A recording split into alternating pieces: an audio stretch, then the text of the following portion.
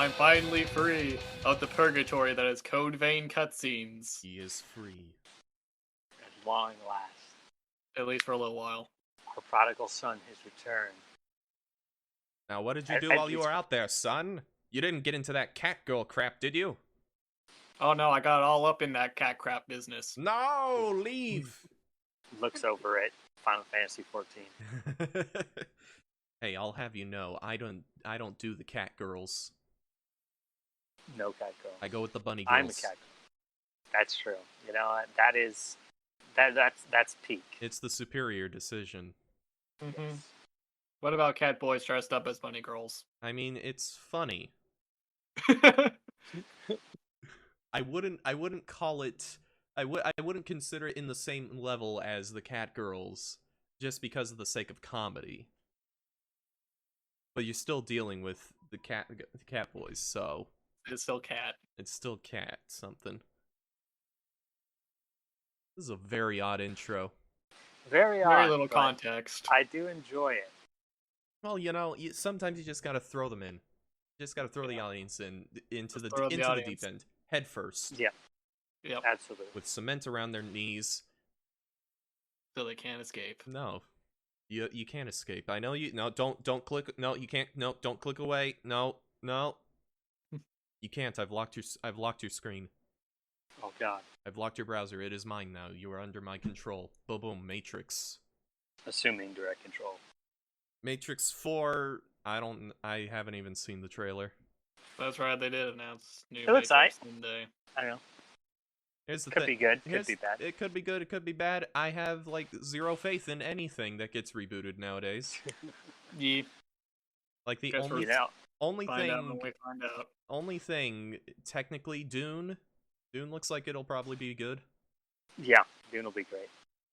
But Um, that's more of like it's like just a different vision Yeah. than the original. Yeah, it's like by completely different I feel like directors. So. I feel like even if the David Lynch movie didn't exist, this movie would be coming out. So Yeah, there's exactly.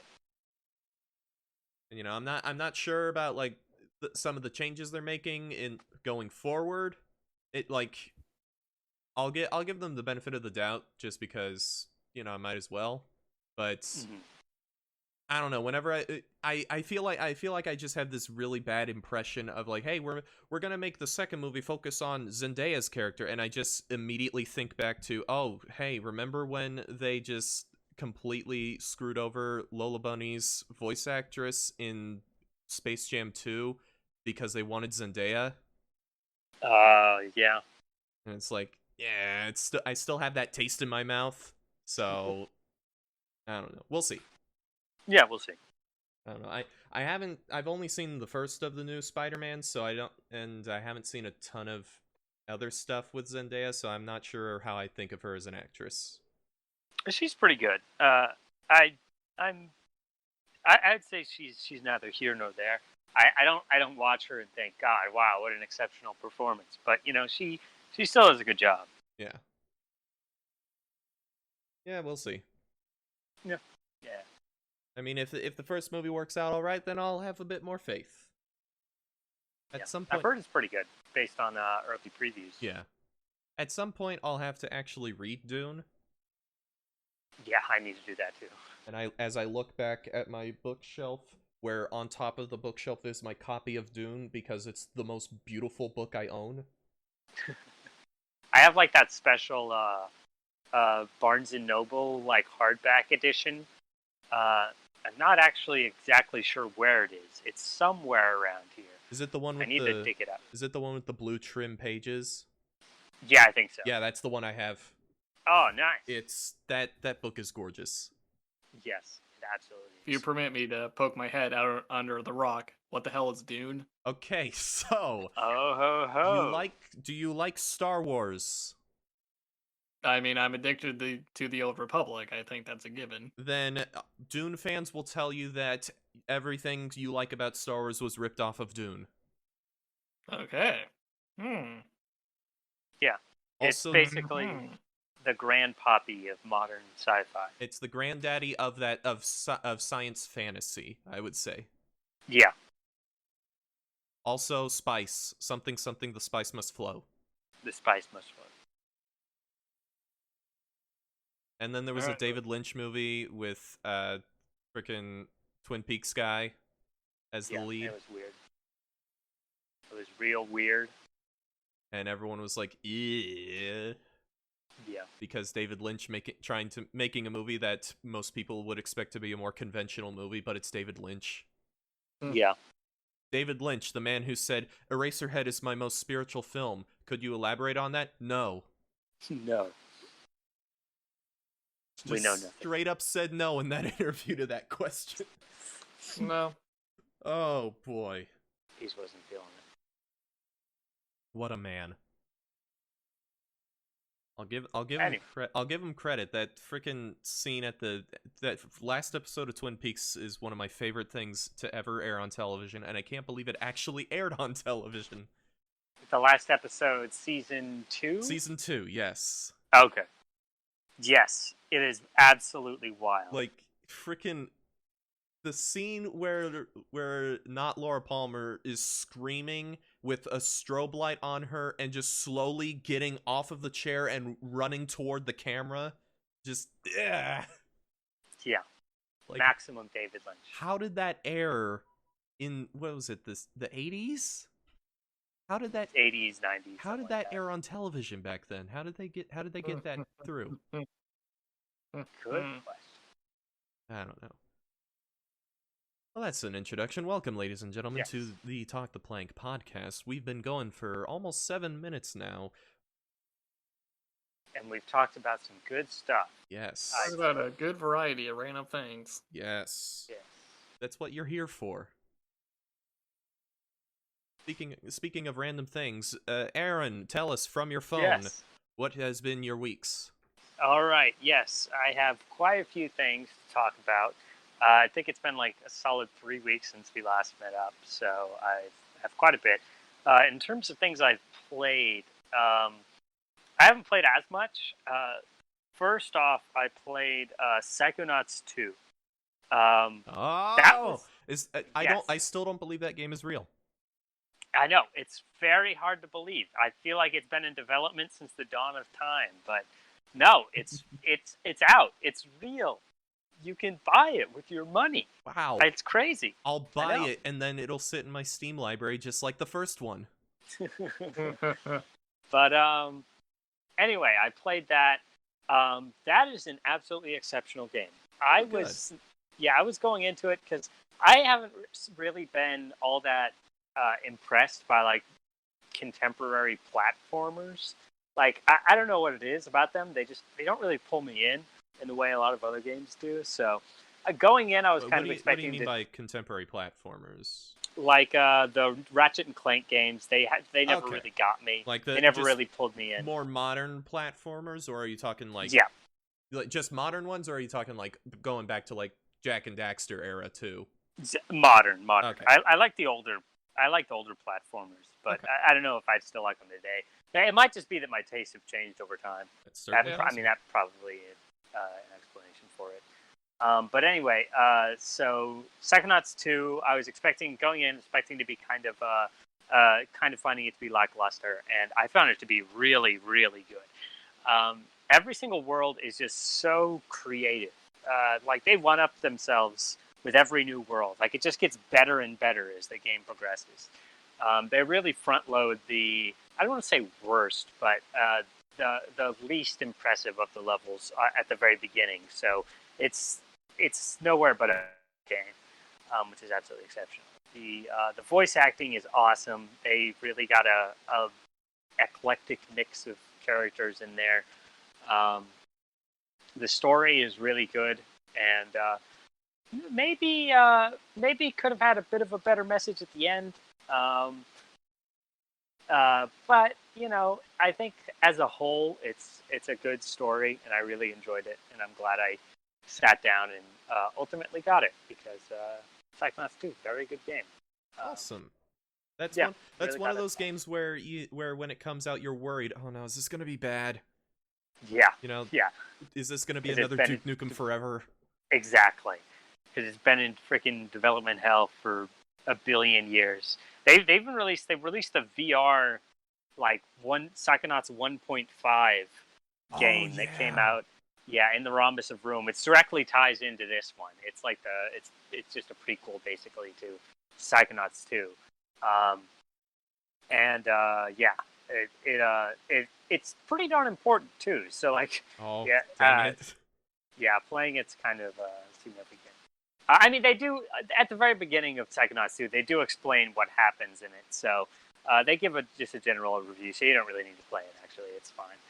Um, but yeah, so that's Psychonauts 2. I'm really glad I got it. Story's great, characters great, world is great. It's just an absolute masterpiece of creativity. I enjoyed it. So after that, I played, I think probably for about 5 minutes, the game Predator Hunting Grounds, because it was the PS Plus game of the month for PS4, and my cousin was like, yo, you need to download Predator Hunting Grounds. It's gonna be so much fun. And then we booted it up for about 5 minutes, and you can tell just immediately going in that it was put together for about $5 and some pocket lint. Oh, It is one of the jankier games I've played. oh no. The AI is some of the worst I've seen. The gunplay, basically the flattest gunplay I've seen in a long time. Oh. And then I didn't even get to see the predator, because you do these objectives in the world while the predator hunts you, and like the objectives are super easy to do, so you can get them done really quickly. So I don't know how the predator is supposed to win. I guess he just has to ambush you really quickly or something. But I didn't play that one for very long, and I'm glad I didn't, because it was pretty disappointing. Yeah, I don't think my cousin.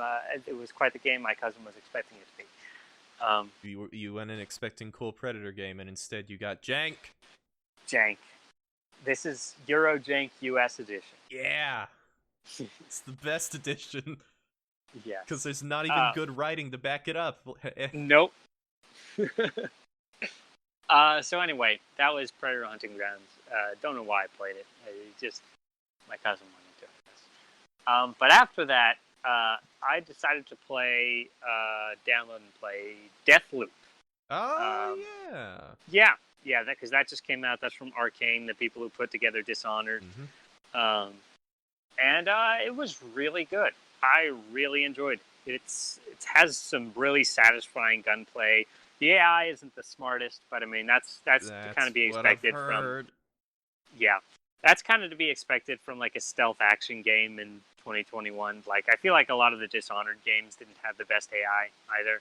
Yeah. So they just can't get that same realism that you get from like a Metal Gear Solid game, unfortunately. Yeah, they can't pull it off. But I mean, besides that, did I just say realism with Metal Gear Solid? The game that literally has vision cones in the Soliton radar. Yeah, in which you can hide in a box from enemies. Like, okay, so Metal Gear Solid 2 is leagues ahead of Metal Gear Solid 1, and it's got legitimately really good AI. Metal Gear Solid 3 is different, but it's got just as good AI. Metal Gear Solid 4, I don't even remember if the AI was any good, because that game is weird. And then Metal Gear Solid 5 is just phenomenal with that kind of stuff. Yeah. Metal Gear Solid 5 is absolutely next level. It's next level. The unfortunate thing is that Ground Zeroes is the best area in the whole game. Yeah, unfortunate. But anyway, I played that. That was a really good game. I had a ton of fun with it. The world is incredibly creative. They tell pretty much all the lore through little bits you find throughout the world, like in messages and audio recordings or whatever. Like pretty much every modern game does. Mm-hmm. There's not a whole lot of information that you're fed about what's going on in the world throughout the game as you play it. So you're just kind of left to enjoy the moment, so to speak. You're never given. So the whole game, your character's trapped in an eternal death loop.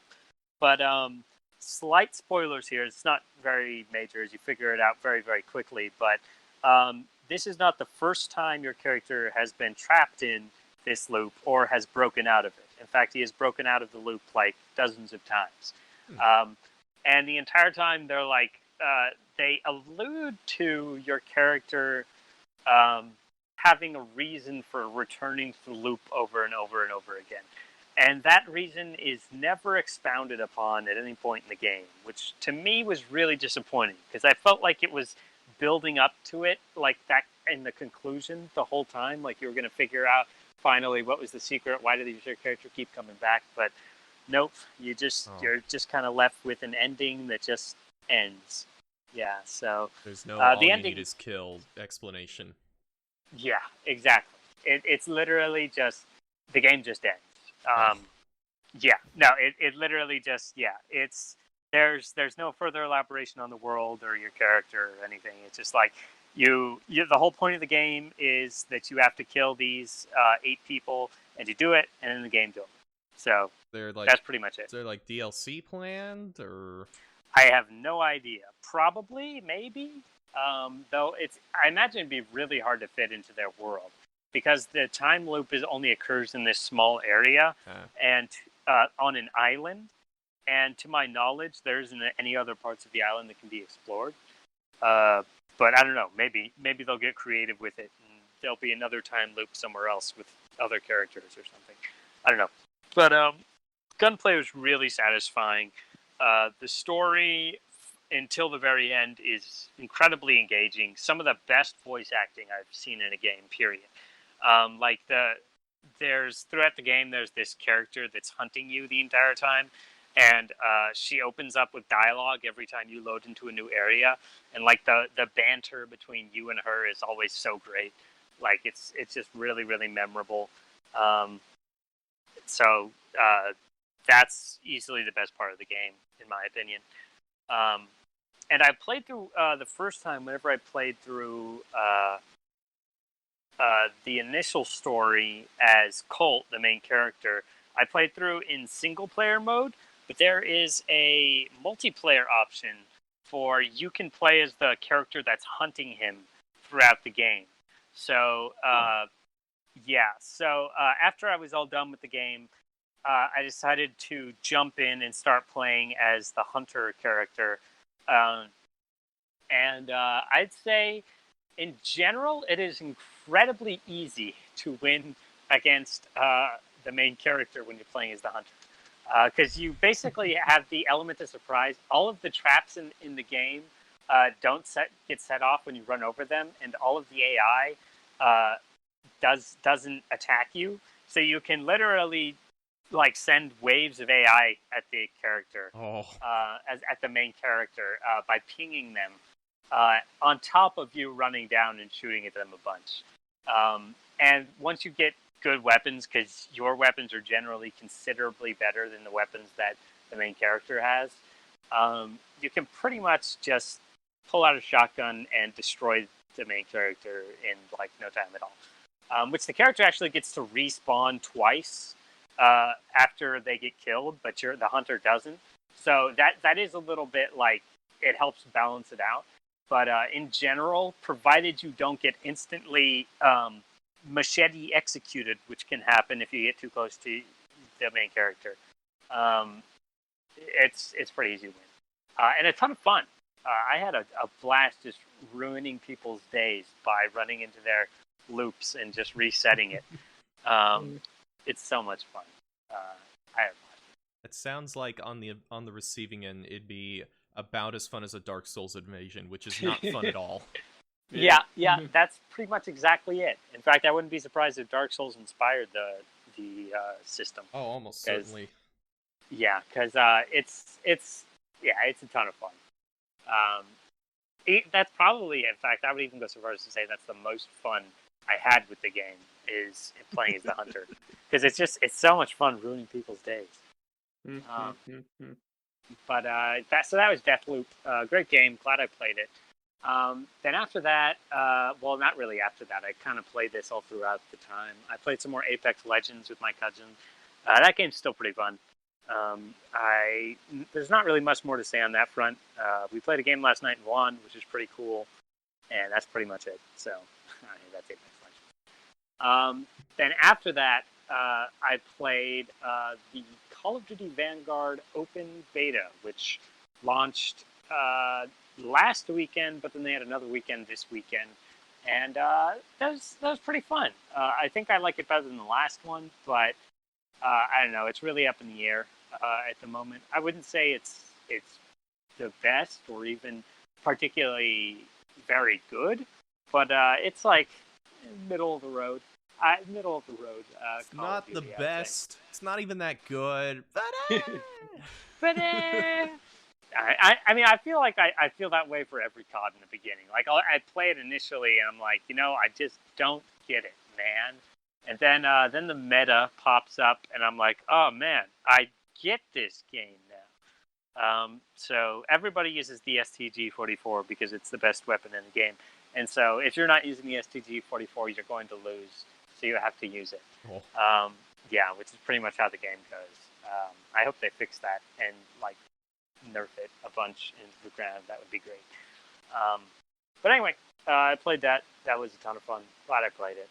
And then the last game I played, which launched just last Friday, was Deltarune Chapter 2. oh boy, I haven't Yes. gotten around to it yet, but boy, Yes, I'm going to try to spoil as little as possible, but it's absolutely exceptional. It is, I would say, I don't want to say head and shoulders above the first, because the first chapter is still really good, but I would say it's a definite uptick in quality. Because Toby Fox, he made the entire first chapter basically on his own with the help of like one or two other people. But for this chapter, he got an entire team put together to help work on the game faster because it is considerably larger than Undertale, like considerably so. There are going to be 7 total chapters, and it took them 6 years to get out 2. So it's been quite a bit of effort and quite a bit of time, and you can tell that the team members he added definitely did a lot for this release. The animations are smoother. The like text boxes have like moments where characters will like talk during other characters' dialogue. So like it'll be like a nice little like witty retort, which is funny. The soundtrack is still just as good. The battle system is considerably more advanced. Like the fights are just like, oh my god, they're so much more difficult in Chapter 2 than in Chapter 1. And I say that as a definitively good thing, because I think the battles in Chapter 1 were a little bit too easy. But in Chapter 2, they were absolutely astonishing. I absolutely love them. The story is really, really good. It definitely feels more like Undertale than the first chapter did, I would say. Which is the biggest compliment I can give a game, I think. Yeah, and so the story is really good. The characters are all really witty and funny. There's like so much like just absolutely hilarious things that you can do. Like there's a point where you go up to this storefront and this guy's selling this dress on a mannequin, and when you buy it, it goes into your inventory, but it turns out that the mannequin and the dress are fused together, so you can't put on the dress. oh. And you have no idea when you go to buy it that is the case. So it's like, would you like to buy this dress? Sure. Oh, sorry, you can't unfuse it from the mannequin, which is absolutely hilarious. There's a song in there that very clearly is going to be the Megalovania of Chapter 2. It's like no doubt in anybody's mind. Like that thing's going to be blowing up. Like expect to see a dozen YouTube recommendations of like this song but slowed to 0.1%, or this song but every other beat is removed. I'll have to get around to playing that soon because boy, I won't be able to avoid it. No, you won't. I promise you, it will be popping up on your YouTubes very soon. How long is without it? playing Undertale yet. It's only like 3 minutes long. I don't even think it's that No, long. the It's a pretty chapter short one. two. Chapter two. Oh, it's 6 hours long. 6 hours. So it Okay. is. Yeah, it's twice the length of the first chapter. First chapter is about 3 hours, a little over 3 hours, I think. This one is 6 hours. So, Okay, nice, like nice, decent size. yeah, good size. So 9 hours total for the game so far. And if assuming that the rest of the chapters are of equal length to the second one, which I'm going to assume they are, yeah, this is going to turn out to be pretty darn long. So like 3, 4, 5, 6, 7. That's 5. 5 times 6 is 30. So it's going to be like a solid like 30 to 35 hour long game. So it's going to be pretty long. Compared to Undertale, which is like 10. Mm-hmm. But anyway, what else do I have to say about it? Still haven't played Undertale. Oh my god, you gotta do it, Mitchell. You gotta do I it. never played it. I only watched playthroughs. Oh, well, that's close enough. I mean, I think a lot of people did that. There's a genocide route in chapter 2. There was a genocide route in chapter 1. Yeah, and it is considerably disturbing, because in Deltarune, unlike in Undertale, you have a party. So let's just say the genocide route deals greatly with your party and how they react to what is happening. And it's absolutely exceptional. I watched the full genocide playthrough today, and I was like, "Oh my god, this is so dark! It's just absolutely brutal." It's. I would even go so far as to say it's more dark than the genocide route in Undertale, which is considerable. Yeah. Yeah. So I think, yeah, it's really all I had to say about it.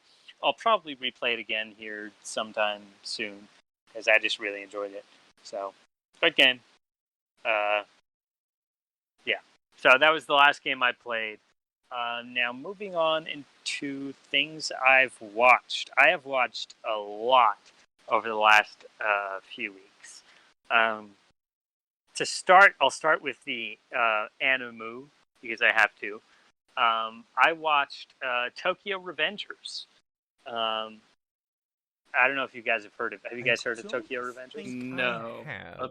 What is Tokyo Revengers? So it's a show in which a guy is pushed in front of a train and then teleports back in time 12 years into the past, where he is basically put right in the middle school, right whenever he first joined a gang.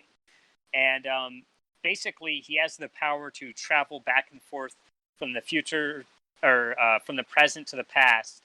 And his whole goal is he's trying to save his girlfriend of the time and basically live his life more fully because he's kind of like a loser in the future. So it's all about him jumping back and forth in time and trying to save the love of his life and like all of his friends who also get like caught up in like the evil doings of the gang in the future. So it's pretty darn good. It sounds a lot like Erased. Erased? Is That was a show that game? came out probably about 5 years ago now, where the premise is this guy has this power where he'll be going about his life and suddenly he'll have skipped back like a few minutes or something, and he'll realize, oh, someone just died when I was there. I can save them. So he's the first episode. He's driving a delivery little motorcycle or scooter or whatever, and he skips back a few minutes and he looks around like what just happened, and then this truck is about to hit this kid walking down the street or crossing the street, and he saves her. Oh, and then that's cool. Yeah, and then he gets home one day and sees his mom has been murdered, and then all of a sudden he skips back to when he was in grade school. Oh shoot. Yeah, that's very similar. That's interesting. That's interesting. I wonder if like there's any crossover there. There might be. I don't know. Could be potentially. Maybe they share like a writer or something. Yeah, maybe. But yeah, the show is pretty good. it just finished up yesterday, so I jumped on like right before the show finished. Thank God. So I got to binge it all. Um, it's the ending because not too much of a spoiler here, but it ends on a cliffhanger, and like the entire last episode, like because I was just kind of feeling iffy on it for the most part throughout a good chunk of it, because like a lot of it's just like kind of like comedy, slice of life, that kind of thing.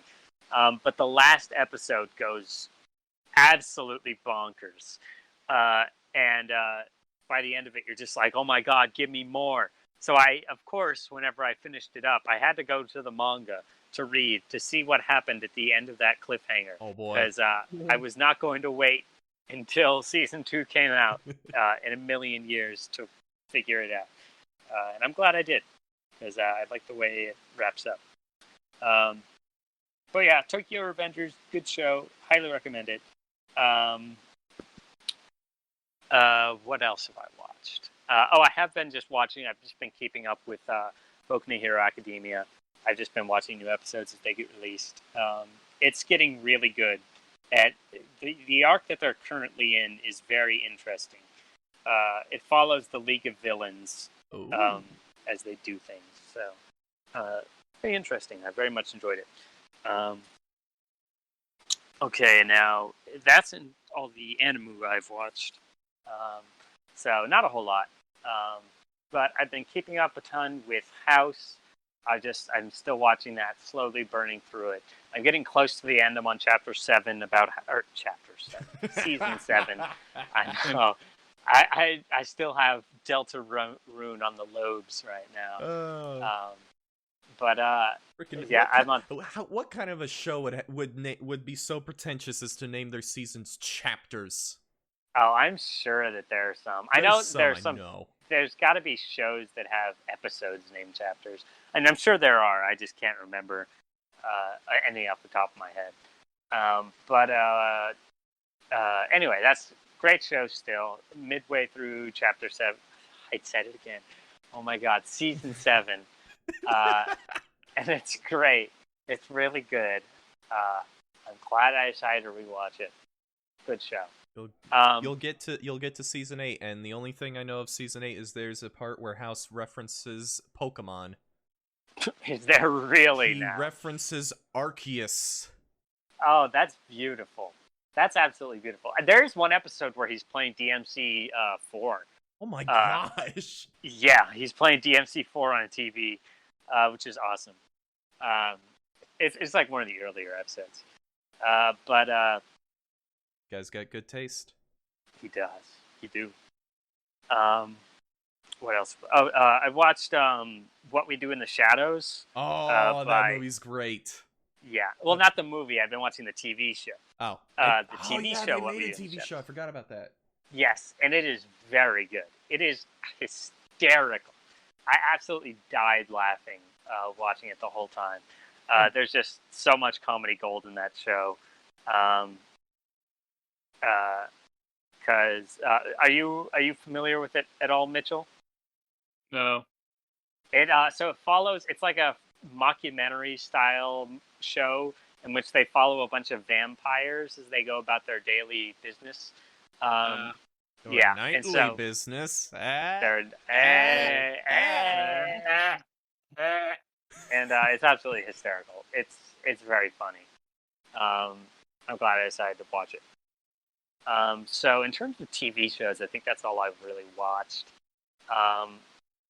In terms of movies, I went out to see Shang-Chi Labor Day weekend. Yep. And that was pretty good. One of the better Marvel movies I've seen in a little while, I think. It's been a while since they had a good one, so... It has been. We got Black Widow, which is just and then... written in a week. Yeah. But Shang-Chi was good. I really enjoyed all of the Chinese stylizations. Like, the dragon is so cool. I love when the dragon shows up. Yeah, it's very cool. I'm there are so many secret societies that control the world in the Marvel universe at this point. I don't know how they aren't just all duking it out with each other for ultimate control of the world. Because it's just bonkers. But anyway, Shang-Chi is a very good movie. The action was some of the best I've seen in a Marvel movie. You can tell they took a lot of inspiration from kung fu movies. Never a bad Especially never, especially in the bus fight scene, which is really great. Good message. They stuck the landing, so I'm happy with it. And then the only other thing I went to go see, to my knowledge, is The Lost Leonardo, which is a documentary about a piece of a Leonardo da Vinci painting that was discovered in 2005 and went on to be the most expensive painting ever sold at $450 million. Yeah, and the craziest thing about it is they aren't even sure it's actually a Leonardo da Vinci painting. Oh, I think I heard about this. Oh, yeah. Yeah, so they aren't entirely certain. Most experts say, yeah, it's probably a Da Vinci painting, but others are like, it could have been one of his pupils that made it, or just even one of the people that were in his sort of inner circle. But it's all about figuring out whether or not it was real, and about the mercenary side of the art world, sort of the how the money changes hands, and basically how. Have you guys seen Tenet?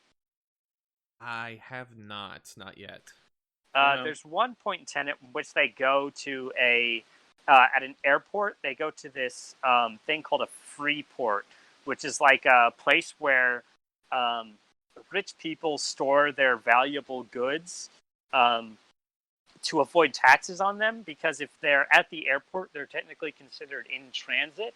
So you can basically store anything you want in these for as long as you want. You never have to pay taxes on them because they're still considered in transit. So they can just be used as stores of value for as long as you want. And the movie sort of goes into the process by which these free ports operate. And how one guy accidentally ripped off, well, not accidentally, he did it very purposefully, ripped off a Russian billionaire in selling the Lost Leonardo, and then basically the Russian billionaire completely wrecked his Freeport business and like drove into bankruptcy. It was wild. It's some absolutely crazy stuff, but I'm glad I went to go see it because it was pretty good. I was actually, it's funny, I was originally planning to go see The Card Counter that same day with my family, but I ended up having some things I was going to be doing with some friends later in the day, so I was like, you know what, I think I'll probably go see this other movie earlier in the day, and you guys can just go see The Card Counter later. And they're like, okay, sure, that works. And so that's what I ended up doing. Pretty funny. So yeah, that just about covers everything I've watched. In terms of things I've read, I've still just been reading the economics text I was reading last time. It is a long, long, long book. And hopefully I should have it done before we meet up again. Because I think at my current reading pace, I should be done with it in about 9 days, I think. So, again, very dry book, but very enlightening. So I'm glad I decided to pick it up. I have like 300-something more pages left. It's crazy. It's crazy long, that book. Yeah. Regale us with some economics, Aaron. Okay, one sec, actually. Let me open it up. Crack open a cold one. See? Oh boy. Here we go. Because I have the worst memory. I can't remember any major takeaways. Except to say, 1 second. Okay. I got nothing. Honestly, I'm drawing a complete blank right now. The one thing, the rate of return on capital is always greater than something. Yes, indeed. No, I'd have to Sounds go like back you might to my need to do notes. some backtracking on that book. I will, absolutely. I have the memory of a goldfish. I can remember absolutely nothing. I will read something and then forget it 5 minutes later. If I sat down and really thought about it, though, I could probably pull out some nuggets of wisdom. But Yeah, maybe next episode. maybe next episode I'll go back over my notes and give you something juicy. But anyway, that covers just about everything I've done so far. So now we'll move on to Mitchell. What have you been doing these last few weeks?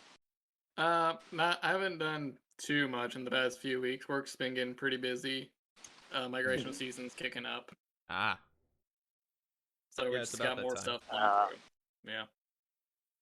So I've been a little busy, not playing too much, but let me see what I got. I've been going through more Persona 4 Golden. I'm almost to the point where I can fight Margaret. Oh boy, we're gonna have another one. Yes! Hey! We're gonna have a couple of bonus episodes ready to roll out pretty soon. Yeah, we're finally able to get... Mitchell is able to edit them and get them into a format that I can put in a little intro and outro and upload it. So we've got we've got our first bonus episode I'm not up. gonna make a guarantee. I won't make that guarantee yet. Well, but we're gonna attempt it. We'll make the attempt. So hopefully. But if you look on the page, on the YouTube page right now, you can see a highlight reel of us playing some Final Fantasy XIV. Yeah. Yep. And you might get some context about the whole cat boy and a bunny girl suit from the beginning. Oh boy. And it's all from Mitchell's perspective, so you're gonna get that. You're gonna get a lot of cat boy and bunny girls. As opposed to my bland, boring Human. Yeah. Soon to be replaced by Rabbit Boy because Endwalker's coming out in November. So is your bunny boy gonna be dressed up as a bunny girl? No. Because I like to waste of potential. I like to keep the in-universe canon going with my looks. What a waste of potential. Of course, naturally. Well, yeah, you know, but hey, when I get like maybe Gunbreaker or Machinist, then I'll do the Noctis outfit because I just got that from the FF15 crossover event that's going on. I gotta grind MGP to get that car. Yeah. It's 200,000. Yeah. Well, there's guides online to maximize your MGP per day. Yeah, I gotta play Mahjong. Oh, yeah. Man. I don't know how to play Mahjong. Especially that game of Mahjong. And it takes forever. It's so long, man. It's so long, and I don't know what the fuck is happening, so I'm bored. and it can't even be like against the CPU where it's like, okay, it's not that long. No, it has to be against players. Is it against other players? I thought I found a way to do it against CPUs. You can play it against CPUs, but to get the challenge log stuff, you have to do it against players. Oh no! It's only 2 a week, but still. Can you like go into like the chat and be like, I'm looking to throw away 2 games of Mahjong for challenge log? You probably could, honestly. And just have other people who know how to play the game just like rinse through it super quick. I don't understand that game. Listen, when I thought Mahjong was that game that I saw on like my grandparents' computer where it had the stack of tiles and you match them. And you match and move them, yeah. But no, it's you're creating the thing, but then you stop because someone does a thing and calls a thing and you get points. I don't know what's happening. I don't know what the things are, and I look at the help menu to try and read the instructions, and I'm like, oh yes, these are words that I know, but you've strung them together in a way that has made them completely gibberish. I just turn on the hint thing and just go with whatever the hint tells me to do. Sounds about right. I don't even do that because I don't play Mahjong. Ugh. Oh goodness, where were I? Well, where was I at? Hang on. Wait, that's 4 Golden. Persona 4, yes. Almost up to Margaret. I'm gonna work on that. Got to fuse more personas, level up party members, yada yada yada. Gotta get your Messiah. Actually, I don't know if Messiah's the one you want. Not in Persona 4. It's a different thing. It's a different setup. I know I had I had Metatron at the end was one of mine. No. Who is immune to almost everything. Yeah, you can get him immune to a lot of things. But yeah, gotta work on that. I've had to reset like entire months for maximizing social links. Oh, Wow. Because like you gotta get that social link grind in. Gotta get it up. There's not that much extra time. There's a lot more extra time, but still gotta get it there. Apparently, Persona 5 Royal has tons of extra time compared to 3 and 4. Aaron, do you know? Aaron? Oh, sorry, what? Persona 5 Royal, how hard is it to max out the social links? It's pretty much impossible to do it on the first run. I mean, it technically is probably possible, but it's incredibly difficult because you have to balance maxing out the social links with maxing out your stats and all of the other things. I mean, I would do it on New Game Plus anyway. For like, yeah. I mean, that's what I did. I'm not bothering on my playthrough to even try to go for that. I'm just going with, hey, I like this character and or the buffs they give me. Yeah. Let me hang out with you. So on New Game Plus, is it hard to max out all the social links? On New Game Plus, no. It's super easy because you'll probably have all of your stats maxed out. I mean, I did it and I had like several months to spare. Like that's how quickly that's how soon. I had maybe 2 weeks. Oh my god. In Persona 3, you have maybe with a fully like optimized like guide showing you how to do it, you get in like 3 days. Yeah, it's nuts. Oh down to the wire. Yeah, no, the guide is like, make sure you don't go into Tartarus on this day so that you can go to your room and get a phone call from this one person to get you the social link points just enough to get them to the next rank so you don't waste a day spending time with them. Yep. Oh my god. Persona 3 doesn't mess and then around. Make sure you go to and then make sure you buy a gift from the Sunday TV store thing to give to this person to make sure that they rank up fast enough. That is wild. Yep. Yeah, P5's nothing like that. Yep. Yeah. From what I've seen, P5, especially Royal, is like the easiest Persona game. Yeah. I'd agree. You get like it gives you so much extra that you get the phone calls at the end of the social link stuff that gives you extra points. You get the team attacks that just happen out of nowhere and they're free and they do big damage. You get the freaking baton pass system is even better than before. Yeah, it's awesome. It's great. I love it, but it's a stark contrast from Persona 3, which just enjoys kicking you in the balls over and over. I sure hope you enjoy not having control over your party members. Unless you play Persona 3 Portable. Let me just dust off the old PSP. Hey, I have it on my Vita, and it's nice. And also, you can play as the lady, the female main character. It's the only Persona game to ever do that because it's basically an entirely different game. Or so I've heard. Because almost all the social links are different, and a lot of the story's different, and they got the voice actors back in to record new lines. Absolutely wild. And even the HUD even changes. Like like Persona games have the main HUD color. In Persona 3, it's blue. Persona 4, it's yellow. Persona 5, it's red. In Persona 3 Portable, when you pick a female main character, it's pink. Everything in the HUD that was blue is now pink. Interesting. They went above and beyond that one time, and they've never done it again, and I can definitely see why. But let's see. Yeah, I had to reset 1 month because I beat the not final dungeon. Oh yeah. And I forgot that when you do that, it skips you ahead to like Christmas Eve. Yep. And I missed it on 2 weeks, and I'm like, uh-oh. Oh, did you have Christmas with Naoto? Yes, I did. Did you get the thing with Naoto? I did get to see the dress, yes. Yeah!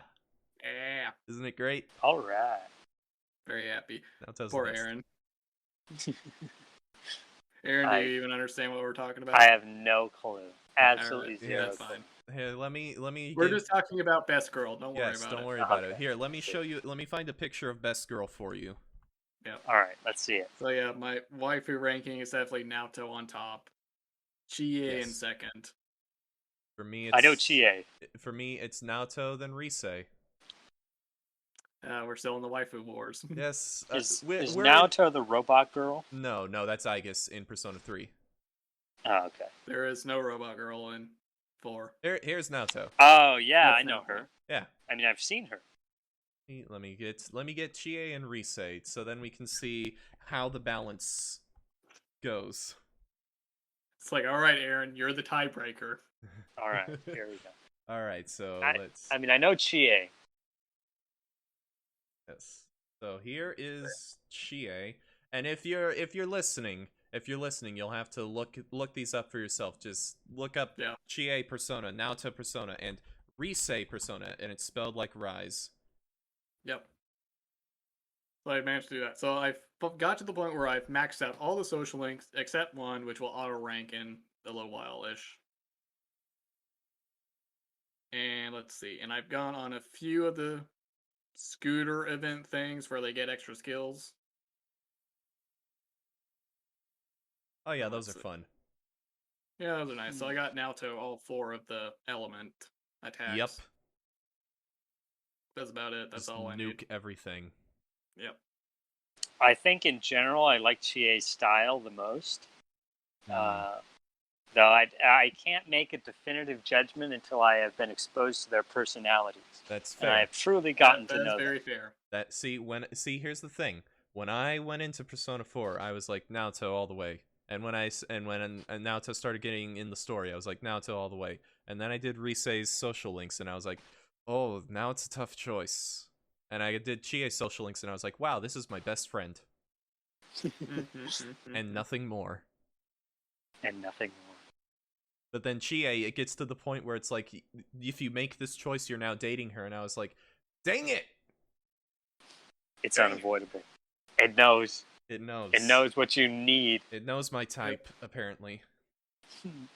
Yep. Even though generally Rise's character is not always my type. Yeah. It's Rise's hit a little or miss. too clingy for me. I can see that.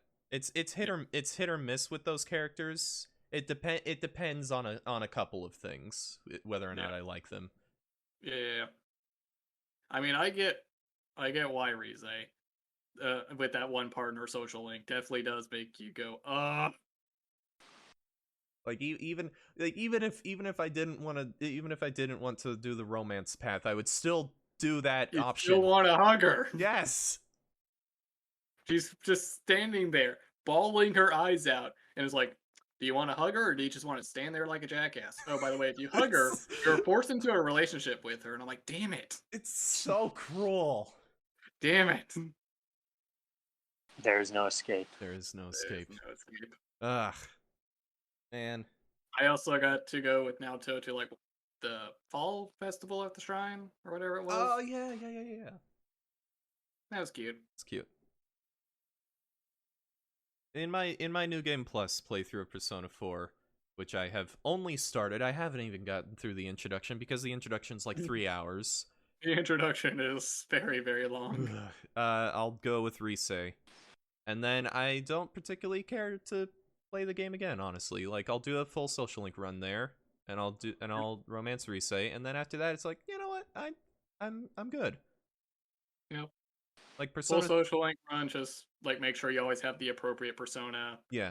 Try and max out all the night ones as fast Yes. as possible so that you can just do the shrines every night. And Persona 3, technically if I do what I want to do, I'll end up playing that game technically 4 times, because once through a regular playthrough as on FES, and then New Game Plus full social link on that. Then on P3P, then a full playthrough of that as female main character, then another one doing full social links. But if I'm gonna play one of those games like over and over and over and over, it'd probably be Persona 5 just because of how chill it is. Yeah. And how many great options for waifus there are. Because the waifu wars in Persona 5 got really complicated because there's so many good options. Yeah. Yeah. Aaron, do you have a particular waifu tier list for Persona 5? For Persona 5, the top is probably Makoto. That's the correct probably, answer. Yes, she is probably the best. I After will reserve that, judgment until I played it, but so, based on design, I'm also leaning Makoto. Yes. Yes, she's the best. Unfortunately for me, my go-to choice of the girl with the pretty hat doesn't apply to Persona 5 because the only girls with hats are the twins in the Velvet Room and their children. So And their children. That's exactly why I have to put what's her face? The girl with glasses, nerdy. Can't even remember. Futaba. Futaba. That's why I have to put her in bottom tier because she's a little bit too young. IMO. Oh my gosh! I just saw an article from some game journalist magazine that said that dating Futaba in Persona 5 is incest. That is a bit strange. I don't know how that tracks. Because she's like freaking like tangentially related to Sojiro, and Sojiro's technically your guardian in the game. It's spiritual incest. So it's one of the dumber takes I've seen. But then again, game journalists. So yeah, fair judgment. There is no shortage of dumb takes, especially when it comes to Japanese video games. Yes. Yeah. Now, if you hate Last of Us 2, then obviously it's only for stupid reasons, and you are a horrible person. Of course. In terms of actually thinking more about the waifu list, the doctor lady's probably a solid number 2. Though in general, I put a big question mark on any character that is considerably older than the protagonist. Because like the fact that you can romance your teacher, which is a little bit strange. Listen, it's until it gets romantic, that is the best social link in the game. It is so good. I love that social link. Up until it gets romantic, it is amazing. It's probably one of my faves. Of course, you're just looking back at Persona 3 with what's his face, Kenji, the magician Arcana guy, and you're just high-fiving him as he drowns. Yep. Oh boy. But anyway, that's so like all of the characters older than than Joker are in the question mark category. My tentative number 2 is the new character in Royal, the girl with the ponytail and the little cute ribbon. Yeah, I can't remember her name. Forget her name. Can't wait till I finally get a PS5 and I can play Royal. Yes. It is amazing. It is such a good game. So good. Is that one of the ones that's like if you have PS Plus you get it free? I think so. Or is it just original Persona 5 and not Royal? It might be just original Persona 5. Which at this point, that's like, why even bother with that one? Why bother? That's yeah, Royal. Exactly. Yeah, Royal's just so much better. It's just like more. leaps and bounds. It is just exactly. And the new character is integrated into the game more than Haru. Yeah, exactly. Oh my god. I have seen Haru like once or twice, and I know that she's one of the last party members you get, and many people say she's best girl, but it's like, she's in the game less than Naoto, who was the last party member you get, and Naoto was like integrated into the story very early on. It was done very well, and Haru, it's just like, who? Who? Instead of her 15 minutes of fame, she gets 15 seconds of fame. Yeah. Oh boy. Also, I looked it up. Yeah, only the Persona 5 original is part of the PS Plus collection. Oh Yeah. well. It's not like that's gonna stop me from. You gotta doing deal it. with you gotta deal with Morgana yelling at you to go to sleep. Yes. Let's see. 2 + 2 = go to bed. Let's see. Persona 4 Code Vein. Code Vein's been consuming my life, Yes, it has. as you all know, Yes. since I've been streaming Streamed that it multiple times. Yep. Go to what's your Twitch? I'm not giving that out. Oh.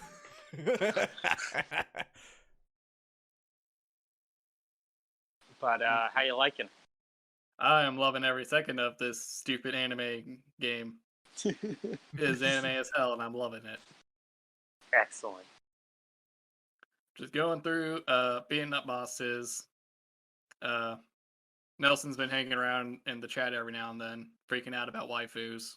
Yeah, well, you have gun waifu, you have halberd waifu. Yep. Gun waifu is clearly the superior option because she actually wears clothes in the snow. Yes. Wait, hold on a second. It was great because in the next area after the snow area is a fire area. Ah. And there are areas where the ground is so hot that you will take damage as you walk across it, and it is forced. Of course. Classic Dark Souls. And Poleaxe, polearm waifu still not wearing shoes. Of course not. She doesn't need shoes. Can you like run into there? She follows you in, and you step right out, and she's just standing in the lava. Yes. Yes. However, good. the companions do not take damage from the fire like you do. Of course they don't. Which I will take it. That would be very, very annoying. It would. It would. It'd be like in Last of Us. It'd be like in Last of Us if Ellie could alert enemies. Yeah, that would suck. Yeah. So let's see. Let's see what else. There's been a few bosses that have been kicking my butt throughout the game. I'll go over. There was like this big night boss with a sword and shield that kicked my butt like 3 times in a row. And then the 4th time I rinsed him.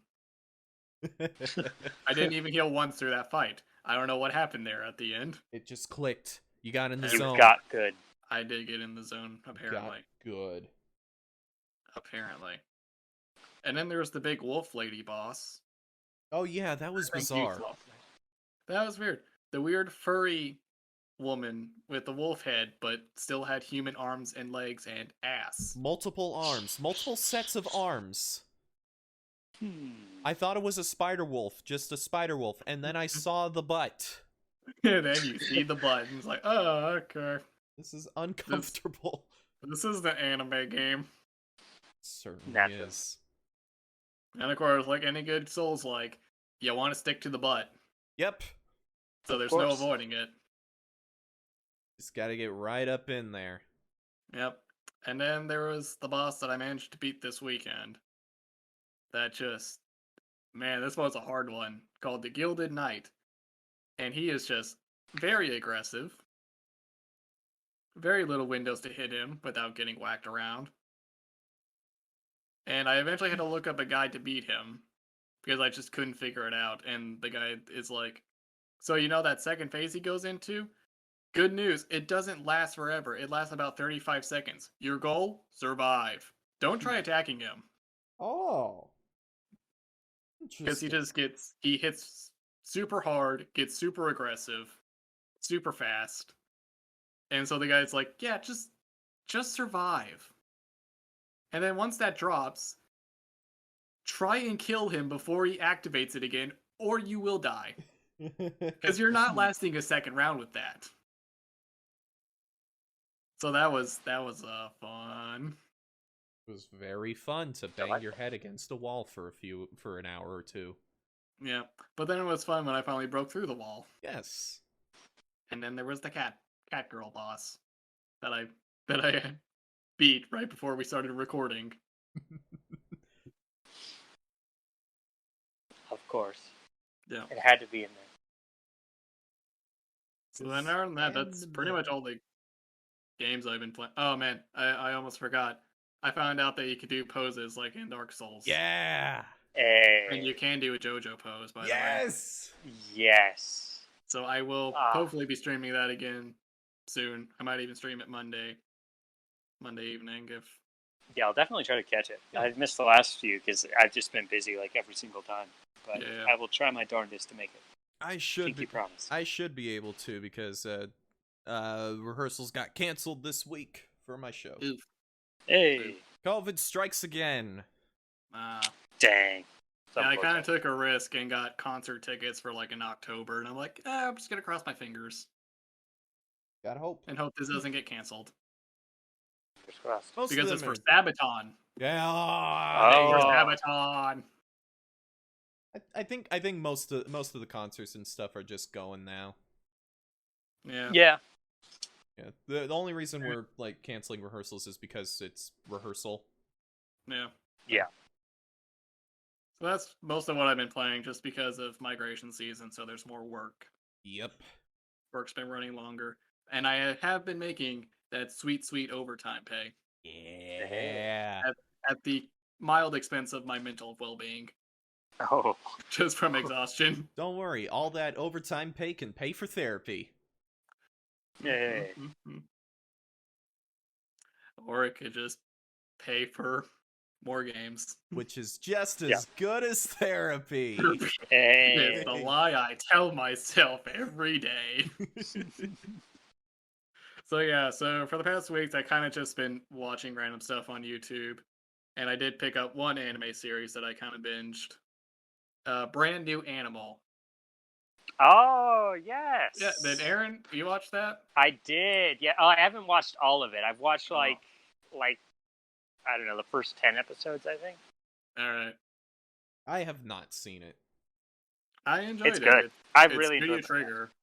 Oh. Yeah. I like Studio Trigger. Yeah, me too. When I found out it was by Studio Trigger, I'm like, I guess I'll give it a watch then. I like 90% of what they make. Yep. So far, the only big flop was Darling in the Franxx. And that's the one I have not seen yet. Is that Studio Trigger? I thought that was that was Studio Trigger, as far as I remember. I'm pretty sure it was. Dang. I watched a couple episodes of that show and I said, not really for me. And then like a couple weeks later, I saw people posting stuff about how bad it got, and I saw just like a couple images from the show, and I was like, what the hell happened? This is just... The show was dumb before because Studio Trigger, but this is another level. Yeah. Unfortunate. But yeah, Brand New Animal was just a nice, short, nice little show. It was very nice. I enjoyed it. But is it as good as their masterpiece, Inferno Cop? Nothing can top Inferno Cop. Nothing can top that. But best part is, Inferno Cop makes like an appearance. Yeah. Because there's like a big stadium TV and Inferno Cop's on it. Yeah. Hey. I think it's the first episode. That's beautiful. Inferno Cop was the one where they were like, we only work on this and we only have an hour to work on this a week. Yeah, something like that. It was insane. It's like 5 minutes, no animation. The voice actors, except for Inferno Cop, are all just people who work in the studio. And you can tell. Yeah. Even when you don't speak Japanese, you can tell. Oh, what a show. Yep. So yeah, just a nice little 12-episode anime I got through. It's very nice. Yeah. I don't know. That's about it. All right. Nice. Good stuff. All right, now for Mr. Zachary. Yes. What have you been up to? Well, there's a couple big things, and I'll do one now, and I'll do the other two at the end. Ooh. Just to break it up. I like it. Just to break it up a bit. So, but all of them are like real life stuff. So, excuse me. First thing, I've been doing more work on my masters. Hey, so good stuff. Literary theory class, I've done the rough draft for the final paper, got it back, somehow got a perfect score on the rough draft. Hey, so that's pretty darn good. Yeah, it was good. Good stuff. It was good for a paper that I spent more time on it than some other papers. And the way the class is structured, you do like you're doing work on it throughout, so that helped out a lot. It's about psychoanalytical and Marxist readings in Brave New World by Aldous Huxley. Nice. So that was fun. I still don't particularly care for literary theory, but you know, you got to deal with it. Like I'm glad I went with psychoanalytical and Marxist of the 4 options, because a lot of the feminist stuff can feel a bit one note. Marxist can cover a bit more of area, and deconstructionist literary theory does not make sense to me at all. Like this week was the deconstructionist week, and I still don't understand it. I read a whole the Purdue University online writing lab article on it, and I still don't understand it. It's confusing stuff. It's confusing, and it feels like the point is that it's confusing. Yeah, sounds about right. And at the end of the day, it feels like the whole point of it is to just go, but really, what are words except sounds we make? And it's like, yeah, sure, you have a point. But when I say table, everyone who speaks my language knows what that means. Yeah. It's both. I don't know, that just sounds like you're making noises here, Nelson. It's both fascinating and frustrating at the exact same time. And in general, I just wish that it had been absurdist instead of deconstructionist, because absurdist theory fascinates me. That's fun. Yeah. Absurdist theory is fun because at the end of the day, you can just say, who cares? It's a joke. It's all a joke. It's a joke. It's all one big joke. Did you laugh? Good. Yeah. Yeah. So that's going. There's just 2 more weeks left in that. So next time we meet, I should be done with the term. The other class was story and structure, so I'll be putting together a big ol' write-up for the book I plan to write, which I'll probably be writing for my thesis,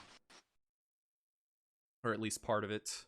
I don't know if the whole I don't know if the whole thing will get finished there. It might. We'll have to see when we get there. But I've got my classes lined up for the next term. It's fiction fundamentals and what was it? Topics in British literature. So that'll be fun. Sounds like fun. When I was talking to my advisor about which class to take for the literature class, the options were American literature and British literature, and I was like, in all the classes I've taken on American literature, I've felt miserable most of the time, so I'm just gonna go with British literature. Because at least Beowulf has cool swords. It does have cool swords. You know, can you say the same about the Scarlet Letter? No, you can't. And in particular, I don't really care to read Bartleby for a 3rd time. I had to frickin' do a deconstructionist reading of Bartleby. That must have been exciting. It made more sense than the Marxist reading of a James Joyce short story that I did last week. Oh, that must have been wild. That was so difficult. Like psychoanalytical, I could figure out. Feminist, I could figure out. Deconstructionist, I could even figure out. But Marxist, it was so hard to find an application for it in the story. But I managed. That's good. That was one of my favorite things that I read for the term. I love James Joyce. Oh yeah, I love James Joyce. I haven't ever finished Ulysses, but I read part of it for a class and I freaking loved it. So gonna have to get to that at some point. And I know that James Joyce is one of those authors that you either love or hate. Yeah. But I love it. I love it. The stream of conscious writing in Ulysses just really clicked with me. So, you know. No. And as my professor at the time explained, it's basically just like the whole Odyssey metaphor is basically just an excuse for James Joyce to talk about whatever the heck he wants, which is Sounds about right. which is just a ton of fun. The other book it was a novella. The other novella I read for the class was The Beast in the Jungle. Forget who wrote that. Let me look it up real quick. I didn't. The writing was really archaic, but the story was really good. It was by Henry James in 1903. Huh. But the story was fantastic, and the ending just hit really hard. But the writing is that kind of writing of the time where it's really long-winded and really just kind of almost feels like it's repeating the same thing over and over. So the audiobook helped with that. Yeah, I'm sure it did. So that's how work on the Masters is going. All right. So moving on to something a lot more lighthearted, I've been listening to more Adeptus Ridiculous and learning about Warhammer 40k. Hey. Much more about Warhammer 40k. The Sisters of Battle are freaking cool because they're just battle nuns. Battle nuns. Their tanks are pipe organs. That's beautiful. They have these cherubs that are lobotomized babies. Oh my god! And that's terrifying. Yeah, it is. They're made by the Adeptus Mechanicus, the people who are all about the techno gods. But what are they? The Sisters of what? The Sisters of Battle. The Sisters of Battle. What they do? The cherubs, which are the lobotomized babies, the Space Marines use them to carry ammo. The Sisters of Battle use them to carry incense. Because the Sisters of Battle are completely and utterly devoted to the Emperor as a god. And their faith is so strong that it almost works like the orcs, where they'll walk into a battlefield and miracles will happen around them, like a bullet will ricochet off of one of their tanks and hit one of the enemies in the head. Things like that. Dang. Just because their faith is so strong. It's nuts. And then there's the Imperial Guard, which is the regular foot soldiers for the Empire, the Imperium of Man. Like, the Sisters of Battle are also regular people, which is really cool. They're just super devoted and they have power armor. But the Imperial Guard don't even have that. The Imperial Guard get a book that's like all like scriptures about the Emperor and talking about the enemies they'll face, and they use it for toilet paper because the information in there is absolutely worthless. They have the las gun. The las gun. It's a gun that shoots a blast so powerful that it melts whatever it hits. It can blow off arms and everything. It's the weakest gun in the 40k universe. In the game, it hits on 5s, which is about as bad as you can get. You roll a d6 and it hits on 5s. Like the orc guns hit on 5s, but at least if they hit a 6, you roll again. No matter what it is. But the Imperial Guard are all like very much World War I and World War II themed. So people like them for that, and I like them for that. Yeah. And it's very much just that you think when you see them, you think it's just going to be an overwhelm the enemy with numbers situation, and it is in some ways. But there's also a lot of strategy and tactics that go along with them. Like the Eldar are the space elf race, and they're very fast. They can just kind of zip from point to point, almost like they're teleporting. And so what a good Imperial Guard general will do is he'll have everyone fire all at once in this general spot where he knows that the Eldar's about to zip to, and so they get there and they can't escape. Because the sky is just filled with bullets and artillery. It's cool. Interesting. And then there's the characters, and the character I want to focus on is from the Imperial Guard. He's a character named Sly Marbo.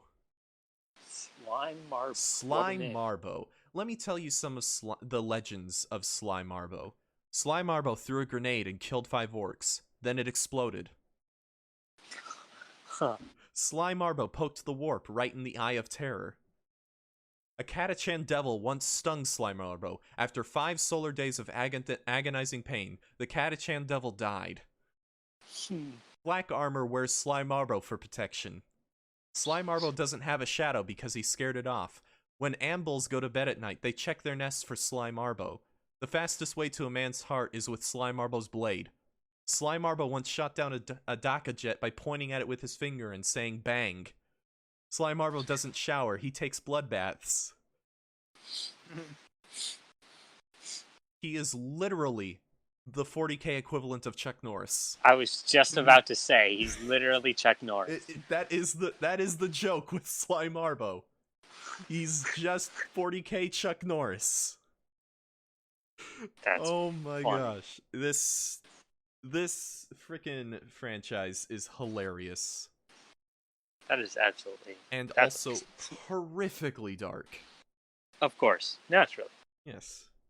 So, I'm learning more about I'm listening to the Sisters of Battle podcast episode they have, so I'm not all the way through that, and then I'll go back and listen to the Necrons episode because the Necrons are pretty cool. They were originally just Terminators, but then they got a big lore overhaul, so now they're kind of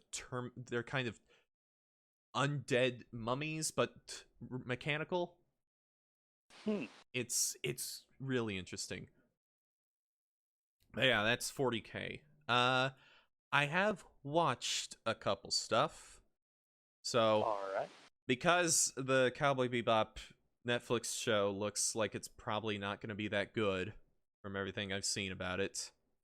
Like, the more information that comes out about it, the more apprehensive I am.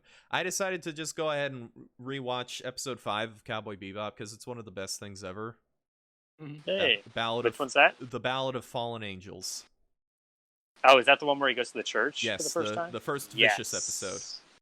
That is a great episode. That holds up so freaking well. That show that show is a classic, and man, I don't see the point of the Netflix adaptation. And everything they talk about with the Netflix adaptation makes me think, oh, you just didn't get it. Like, actually don't understand the show. Because they're talking like, well, we need to have a more emotionally mature lead. And it's like, the whole point of Spike Spiegel is that he's not emotionally mature. The whole point is that he's running away from his past because he can't handle it. Mm-hmm. And then the whole point of the show is that it doesn't matter how far you run. Eventually, you're going to carry that weight. But no, we gotta have a more emotionally mature lead. So, and the sets look terrible too. And Jet's arm looks really bad. His robotic arm doesn't look good. It's got that Netflix quality. Yep, got that signature Netflix quality. Ugh. So I'll probably end up watching more of that. I might end up just rewatching the whole show because it's just really good. Just a really good show. Yeah. Another thing I watched, I found that the original, so Into the Woods is a great musical. It is. And they did a recording with the original Broadway cast, and it's on YouTube. Oh. So I watched it, and it's freaking great. Nice. It's a better experience than the movie because the movie just took it way too seriously. Yeah. Like, Into the Woods is a funny show. It's a really funny show. It has one of my favorite comedic lines in a musical where Rapunzel is talking to the witch and she says, "Because of what you did, I'll never be happy." And then the witch says, "I was only trying to be a good mother." It's great. Awesome. There's so many great jokes in there, and even some just weird visual jokes that I think are supposed to be jokes because I don't know how else you could take them. Like the wolf's costume has a dick on it. Pardon? He just has a dick on his costume. Excellent. And somehow it's still not as rapey as Johnny Depp's performance. Wow, that's impressive. Somehow, because it's so over the top and tongue in cheek, whereas the movie took it just completely seriously. Yeah. Like Into the Woods, there's a scene where Rapunzel's prince, his eyes get gouged out because he falls into briars trying to get to Rapunzel, and he wanders around blind and finally finds her, and she cries tears into his eyes, and it heals him. And it's a really funny visual gag in the show, but in the movie it's played completely straight. Dang. It's like I don't know what happened.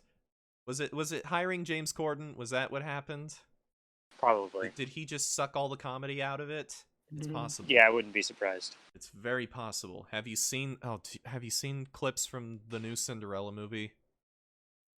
No, but I'm sure they're not good.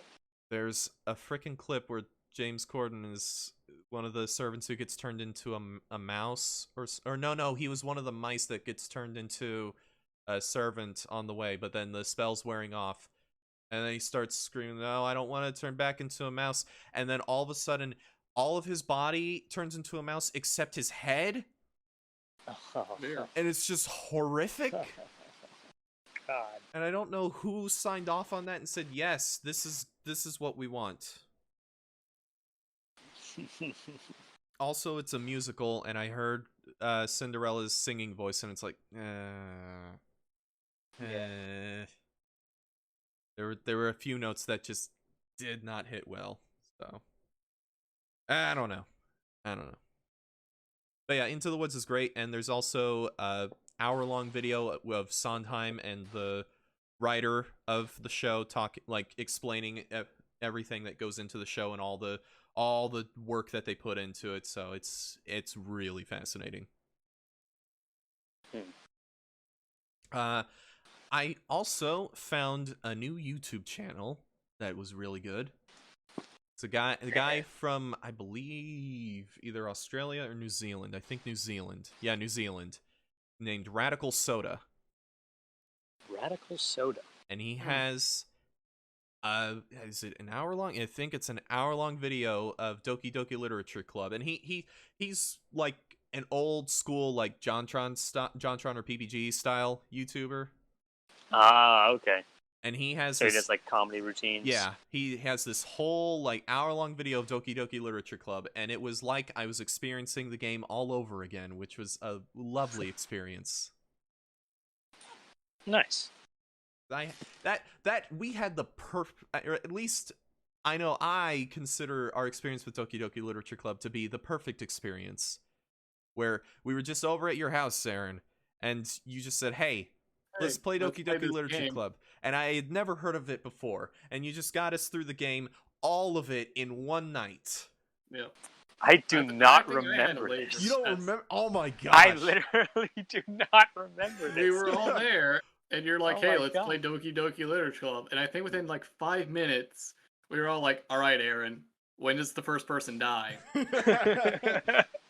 When does the murderer show up?" I think we were convinced that it was a murderer. I know. Yes. We were convinced that it was going to be like a murderer showing up, but no, it was something entirely different. We were correct that there was going to be death. Yes, we were. Yes, you were. And then it freaking got to that part where freaking with what's her face? Who's Sayori? Not Sayori. That was the first one where it was like, oh. And then we saw the line, wow, you really left her hanging, and we were like, oh no. Yeah, we didn't see it at first. We didn't see it at first. Then we remembered that line after it got there, and we were like, what? Yeah, What a freaking great game. yeah. And then I think I had to leave after that for some reason. It was either you or Jordan. I can't remember. I'm pretty sure it was me because I think I had to play it on my own time. Yeah. And our mutual friend Jordan was there, and then I freaking started reading just all the dialogue at Mach speed. Ah. And it got to the argument that doesn't get stopped because Sayori's no longer there. And then it just got really freaking dark. What a good game. What a good game. What a great game. But yeah, that I highly recommend his channel and especially that video. He's great. He's great. Really fun. I'll have to check him out. Moving on to things that I have played. At first I didn't think that I actually have a lot to talk about, but I ended up having a good couple of things to talk about. All right. So, Final Fantasy XIV continues. I haven't really progressed in the story. I've only put in a bit of time here and there, mainly because the FF15 event is going on, and I want that car. I bought the Noctis card, Triple Triad card, so that I can beat Triple Triad matches more. Mm-hmm. And it's helped a little bit, but some of those rule sets just keep killing me because they're dumb. Yep. Yeah. They're just dumb. Just let me play regular Triple Triad. I don't want to play with all these gimmicks. It's like I don't want this addition or side matching random. Oh, the order is the worst rule set. It's like it takes almost all of the strategy out of the game. Yep. It's awful. I hate it. But anyway, I have over 100,000 MGP and I need 200,000, so that's gonna continue. Wow. Dang. It's a lot. Sounds like a lot. Yeah. Cookie Clicker also continues. Oh wait. The actual quest line for the FF15 event was a lot of fun, and the final boss for it was actually a really interesting fight because you get an ability just for the fight, which is Noctis's ability in FF15 where you teleport to the enemy and do an attack. Ah, that's so cool. So it plays around with that a lot, and that was a lot of fun. But anyway, Cookie Clicker continues. Let me see. I believe I'm at like 87 trillion cookies per second. God dang. Things have gotten very eldritchy. It's really terrifying, honestly. I'm sure. But number go up. Number do go up. Like with the eldritch grandmas, they don't even look like grandmas anymore. But with them come these things called wrinklers, which attach to your main cookie that you click and start draining cookies per second.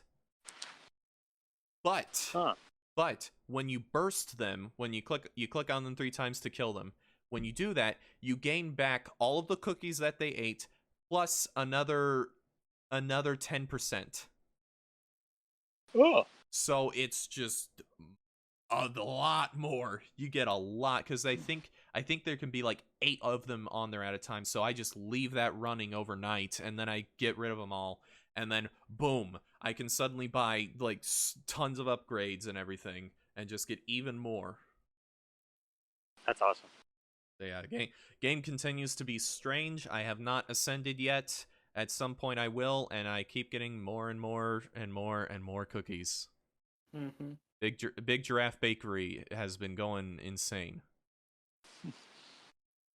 I have played a couple more mobile games. I beat the story of Ridiculous Fishing.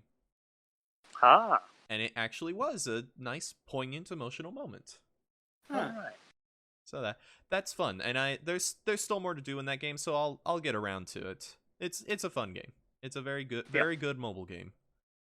And I now have an orbital laser that I can use to shoot the fish out of the air. An orbital laser. Yes, it just, you hold the screen and a circle expands from your finger, and when you let go, it vaporizes all the fish in the circle. It's great. I can also get double miniguns at some point. Nice. And double RPGs. So once I beat that, I bought, because you mentioned it last time, I bought Slay the Spire. Hey, all right. And I've played a bunch of that. I've unlocked all 4 characters, so I got through the Spire once. I still haven't. I actually ended up giving up on it because I couldn't do it. It destroyed me. It's a mess. I got through it with the poison character. Okay, yeah. That one you can just rack up some damage, especially with the shivs. Mm-hmm. Because you can get cards that give you power cards that boost your shiv damage for the entire combat. Yeah. And you can get cards that give you 1 shiv at the beginning of every turn. So I had 2 of those going. I had two of each of those going, and then I had the cards that just, you use it and then you get 4 shivs in your hand. So I was just throwing out damage. And I think I even had one that every time I do unblock damage, it adds poison to them. So the poison just keeps adding up, and every turn it applies 3 poison to them. I think I had multiple of those going on. The damage just got insane. I bet. I'm doing and after that, once I unlocked the last character, I was like, I kind of just want to do those crazy runs, because I did a daily run with the poison character that just gave me a set of 50 random cards, and that was just a lot of fun. But it was like every combat or something, you lose some max HP. Mm-hmm. So that was fun. So I'm doing one now where it's the warrior class, the first guy, but he's got some cards from the third guy with the orbs. Huh. So That's you can weird. get orbs and stuff. It's a bit bizarre, but it's a lot of fun. The only thing I don't like about the game is that whenever I tap on a card on the screen, because I'm playing it on my phone, and I try to select another card, it keeps trying to play that card. It keeps thinking I'm trying to play the card, so that's annoying. That's really annoying. Yeah, I'm sure. But yeah, that's that game. It's a good game. Outside of the phone, Ghost of Tsushima Director's Cut came out. Oh yeah. So I played a little bit of that. I got the upgrade for the PS5, and I transferred my save data over, and that is still a very good game that I thoroughly enjoy. It is a good game. And I played it once, and I haven't gone back to it because I've just been too busy to sit down and play console games most of the time. Yeah. So that's there for me whenever I want to come back to it. But that game is just a lot of fun. Apropos of almost nothing, I looked around for a way to play Sonic Unleashed. Huh. Because I think actually Radical Soda is a big Sonic fan, and he talks a little bit about Sonic Unleashed. And it's the last big budget Sonic game that they've made, because all the other Sonic games have been like $40 games. Yeah.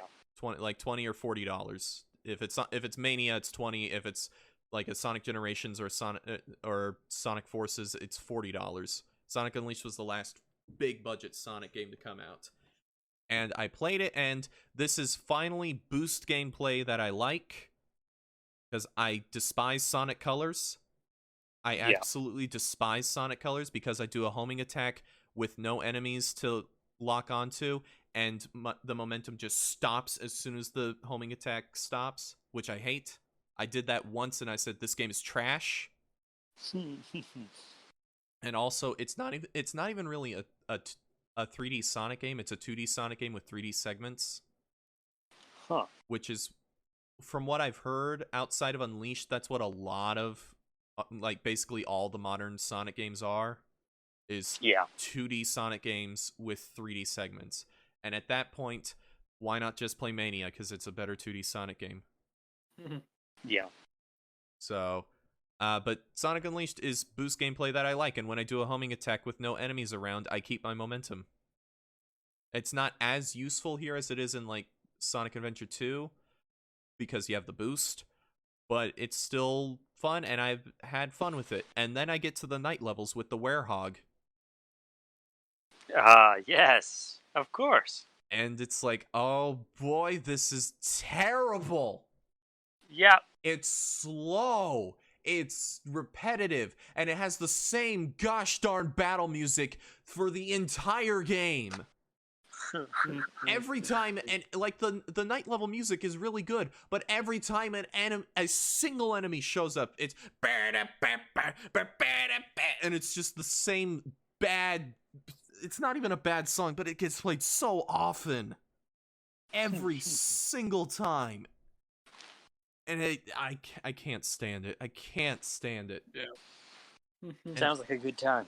And I looked up, like, because you can level up the characters in Sonic Unleashed. So like Sonic only has 2 stats to level up: speed and ring power, which is your boost meter. That's it, which is great because that's all you need. And then freaking Werehog Sonic has combo, which is the different combos you can learn. It has strength, health, shield, and something else I can't remember. But every time I looked it up, it was like, get combo to this level and then just upgrade health and strength. Nothing else matters. Huh. So that's what I've been doing, and it's boy, this was a mistake. Much like many of Sonic Team's decisions, the Werehog levels of Sonic Unleashed were a mistake. Oh boy, what a crappy game. And also a great game. And also a great game. Unfortunately, it's one of those. So I don't know if I'll keep playing it. I did when I played it, I was trying it out on PS Now because the game is not on PC. Huh. So I would have to get like an Xbox emulator to play it, and I don't want to. Yeah. I didn't want to deal with that, so I was like, I might as well try PS Now and see how that works. And I have a wired internet connection, so it was pretty decent. It's still the PS3 version of Sonic Unleashed, so boy, certain segments in the city levels just the frame rate dies when you're going fast. It just frickin' dies. Like, the best way to play that game is on the 360, or is the 360 version on a new Xbox. But I don't want to buy a new Xbox. Yeah. Yeah, that's fair. I don't want to buy a Sexbox. Sexbox. Xbox and X. Xbox Series X. I'm not going to say that, Microsoft. Oh, boy. But, yeah. So, PS Now works decently right now on PS5 if you have a wired connection. So, I might try out a couple other games, like the older God of War games, because for some reason God of War 3 is the only one on PS4. That's weird. It is weird. And God of War Ragnarok is coming out, so, gotta get in the mood. Yeah. That Thor design is great. It is. I love their design for Thor. It's great. I don't care what people say. Thor, number one. Not bodybuilders aren't as strong as people who look like Thor. Like, actually. True. The thing with bodybuilders is that when they look like that, they're at their weakest point because they've dehydrated themselves to get that shrink-wrapped look. Yeah. That's why Hugh Jackman passed out on one of the Wolverine movies, because he dehydrated himself to get the look when he's chopping wood, and then he passed out on set. And number 2, Thor in Norse mythology is a drunk and a Slav, and he doesn't really have any strategy when he fights. He just hits things with his hammer. Yep. And that's what he looks like in Ragnarok. It is beautiful. It's great. I love it. And when I say Ragnarok, I mean God of War Ragnarok, not Thor Ragnarok. Jeez, that's going to be annoying. Yeah. Oh my god. Guys, we need to come up with a subtitle for our Norse mythology thing. Ragnarok. Add it to the pile. Add it to the pile. There's got to be other things called Ragnarok. I don't know. Is the last Magnus Chase book called Ragnarok?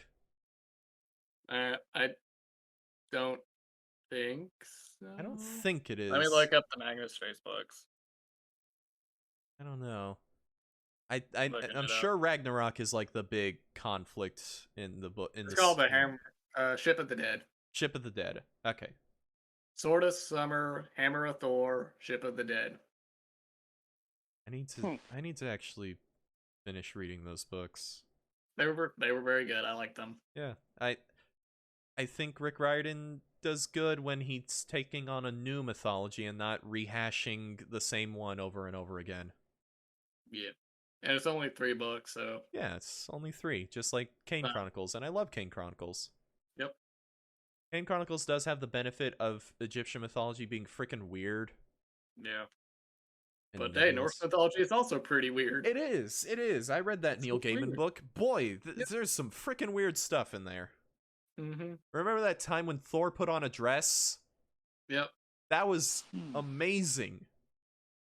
I hope that they reference that sometime in Ragnarok. Yep. Remember the time Loki gave birth to a 8-legged horse? Yes. Oh, and then yes. Just didn't ever, and they just never mentioned it again. Because Loki would get super mad if they did. Remember that time when they strapped Loki to a rock with a venomous snake above them that drips poison on him every once in a while? Or no, it drips poison and his wife is holding a cup to catch the poison, but every so often she has to dump the poison out and it drips on him, and that's what causes earthquakes. Mm-hmm. That's great. Freaking Norse mythology, man. Yeah, remember the time Thor drank so much that he accidentally lowered the sea level? Yes! Oh, and people were like, why does Thor have a beer belly in the game? He literally drank... Like, because he lowered the sea level. He literally drank the ocean. Oh, man. What a great mythology. Yeah. So, yeah, anyway, that was Sonic Unleashed.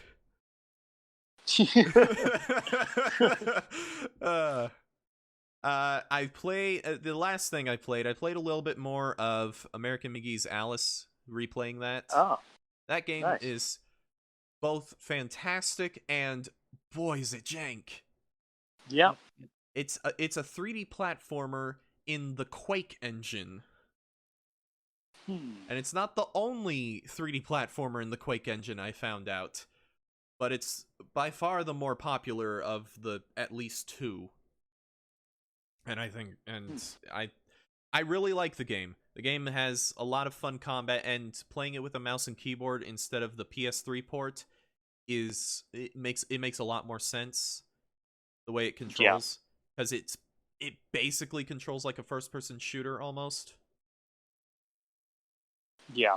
And it's got a lot of the tropes of old first-person shooters of the age. You have a bunch of different weird weapons, and you can switch out between them a lot. Only thing I don't like is that all of the weapons, unless it's a melee weapon, share the same ammo pool, which kind of sucks because it discourages like switching weapons a lot. Yeah. And that's fine for early on in the game because the weapons are really specialized. So you start off with your knife, which is a decent melee weapon, but it's a really good throwing weapon. The issue is like it has a decent amount of travel time, and once you throw it, you have to wait a bit for it to recharge before you can use it again. But it deals a ton of damage, so early on that's really helpful. And then you get a deck of cards, and the deck of cards lock onto enemies, so you can fire them like a machine gun almost, and that helps you out with a lot of the flying enemies. And then it's alternate fire; it shoots like a burst of them, and they all close in on the enemy, so you can do some good burst damage with that. And then you get a croquet mallet, which is shaped like a flamingo because Alice in Wonderland. Because of course, yeah. And it's a probably a better melee weapon than the knife because it's got a bit more reach to it. But you can also alt fire to hit a croquet ball at enemies, and that homes in on them, or it locks onto enemies, unlike the knife, but it doesn't do as much damage, so there's some balance there. But the only problem with those 3 weapons is that those are the first 3 weapons you get. In the first area of the game, there's these enemies that I think are called Banshees. It might be Banshees might be another enemy in the game, but it's these flying enemies that fly around in these weird erratic patterns and then stop in front of you and scream at you, which does damage and blows you away. And they only stay there for a little bit of time, so you don't have a lot of time to aim with any of your weapons. So the knife, it's hard to hit them with the knife, and the cards home in, but they fly in such erratic patterns that you can't really hit them with the regular attack. So they're just a pain.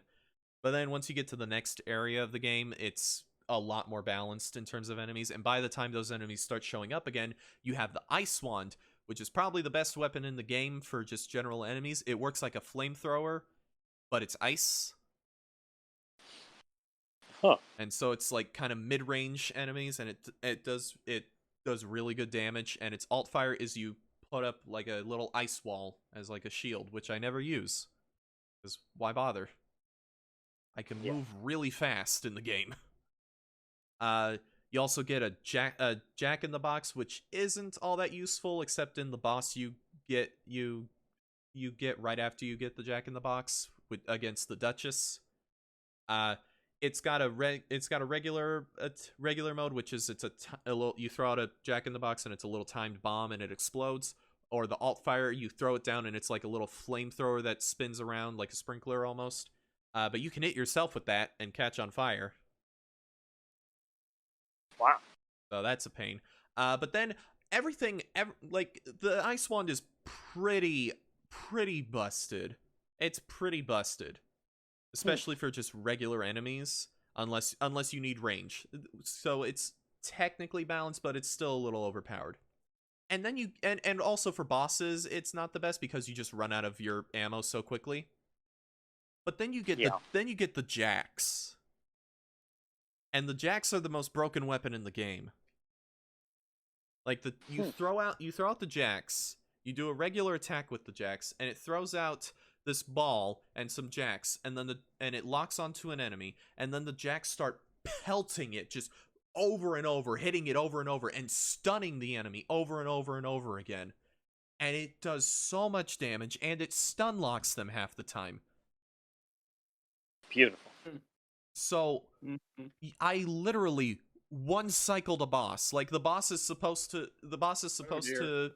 Mad Hatter is supposed to like go after you for a while, and then once you do a certain amount of damage, he jumps out of the ring and you have to fight some mobs, which helps you get back some ammo, which is like magic or whatever, and drops some of the enemies. That helps you to get magic. But the jacks just stun him, and they use so little ammo that it doesn't matter.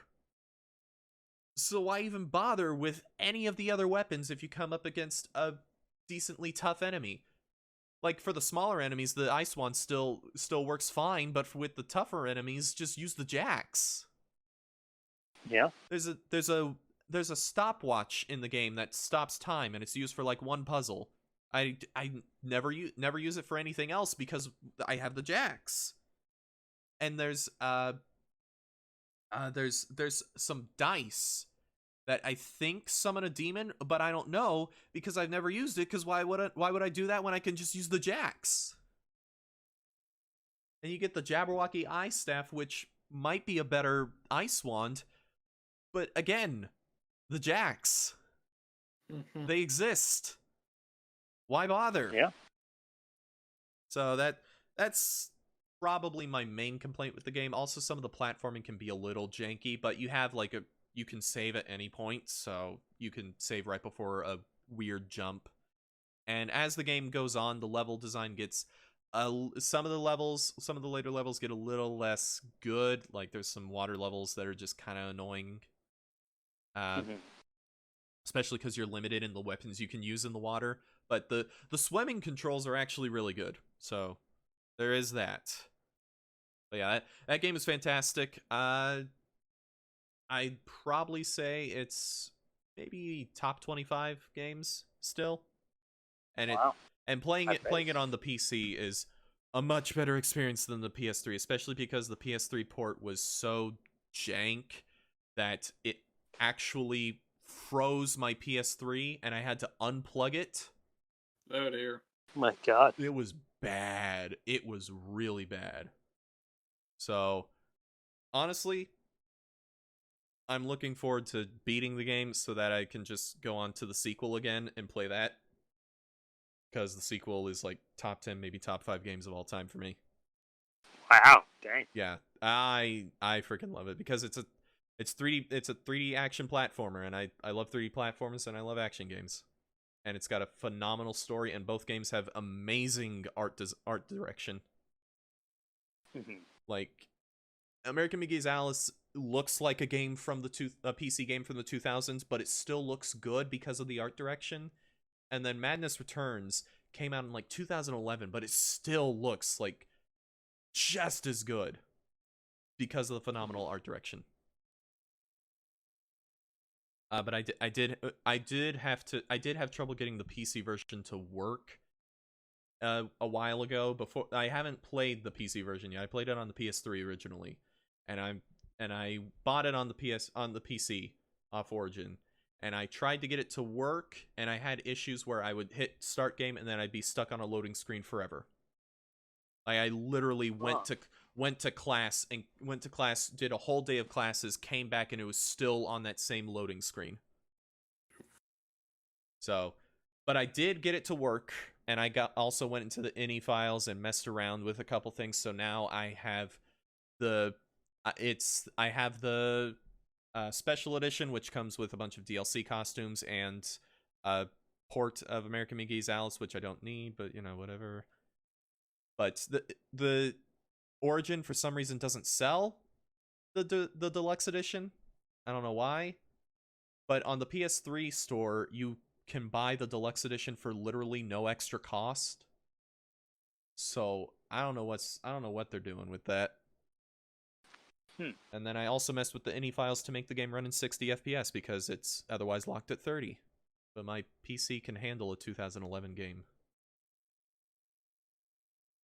Yeah, both those games are great. I'll if I have time, and I actually should now that I have a week off of rehearsals, I should be able to beat American McGee's Alice soon. So yeah, All right. I'll get back to that. So the other two real life things. So I've been doing one of the reasons that I haven't had nearly as much time is because my job has started back up. Well, it started back up last time too, but it started in earnest, substitute teaching again. And there was a bit of a weird situation last week where the theater teacher at the school who'd been in and out for the past few weeks up and quit. Oh, shoot. And I have not heard why, but the rumor is that at least from the kids who I know in the theater class, they said that it was a situation where the school was or she was doing something and the school was telling her either you leave or we fire you. So wow. I don't know what's going on there, but it was the position was open, and my teaching certification is in theater. So I was looking at my how much I get paid every month for this job, and I was looking over at that theater teaching job, and I was like, And so I mentioned I talked to a couple people in the school about it. I didn't get to talk to the principal because when I went to talk to her, she was out of her office. But my sub coordinator said that she'd talk to her, and then they decided to pull in one of the middle school theater teacher. And I don't know why. I don't know.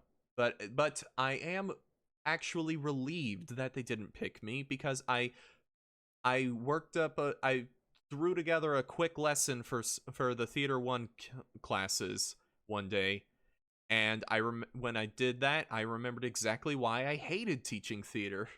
You get like a handful of students who actually care, and then the rest range from I don't really care to actively don't care. It's just a blow off class. Yeah. Yeah. So yeah. I'm glad I'm not doing that, but I might be subbing in there sometimes. But it's the middle school teacher is supposed to be like part-time here while she finishes up stuff at the middle school. So I might be teaching some of the classes with her lesson plans, but I don't know. Nobody has told me the situation, and my sub coordinator didn't even know that they had hired the middle school teacher.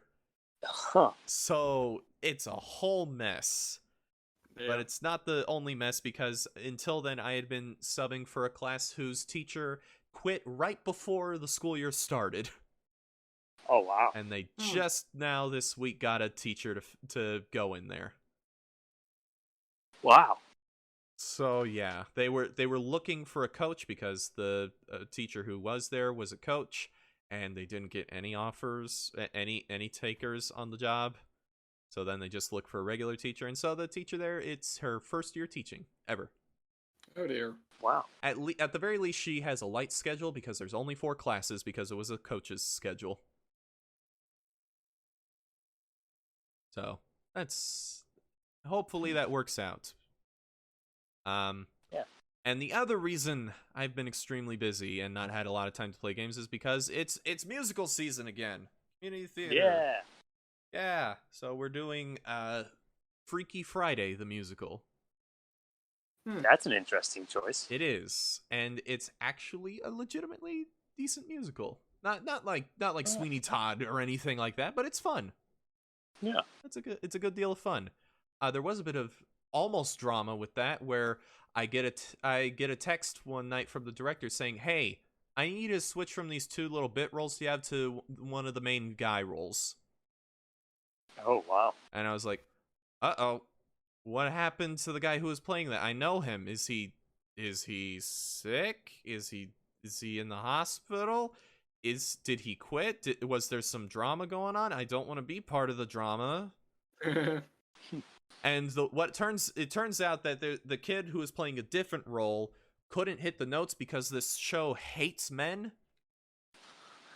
It's like this role was written for castrato.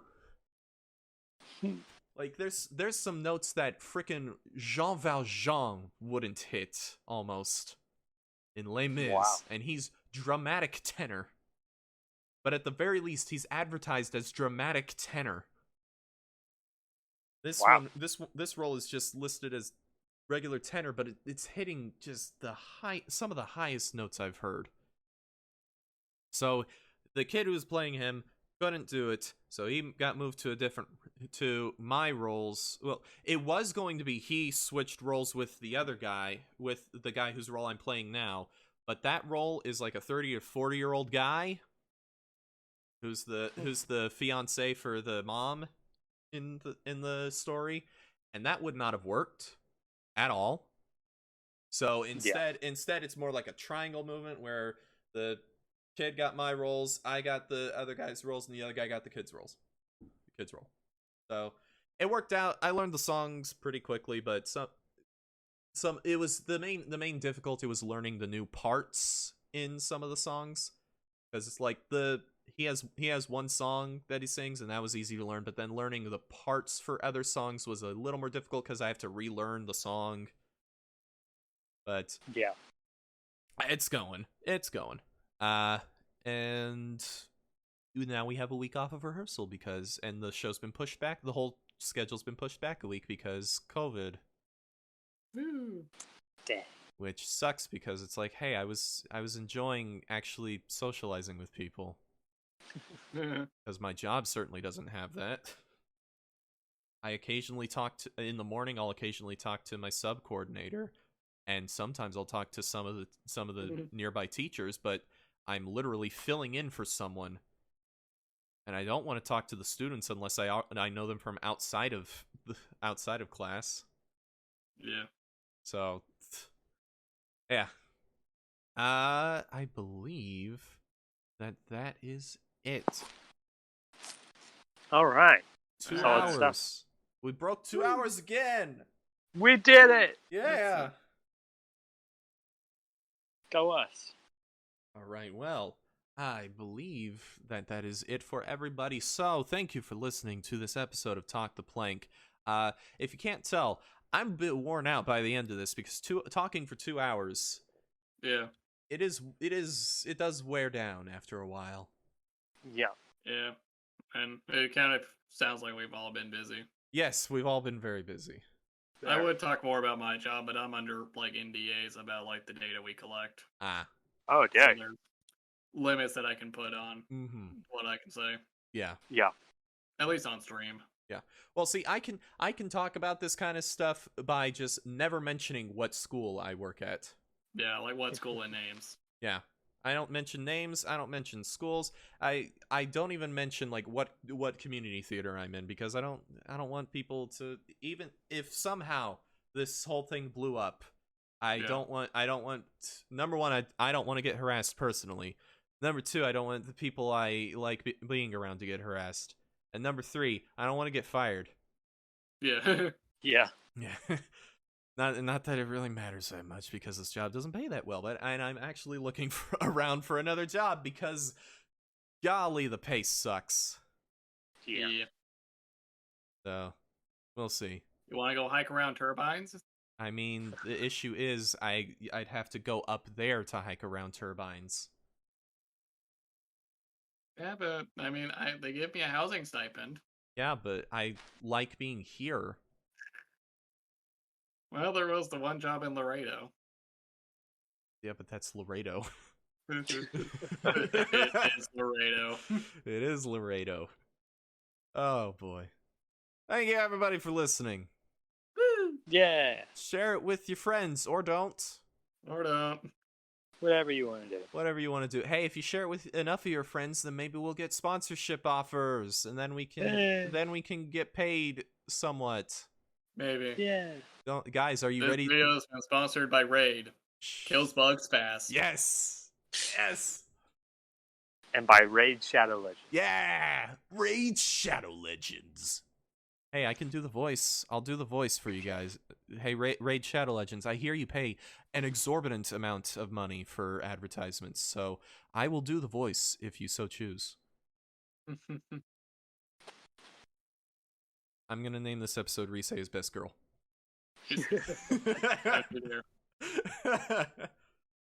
Just lie and say Risei's Best Girl just to tick people off.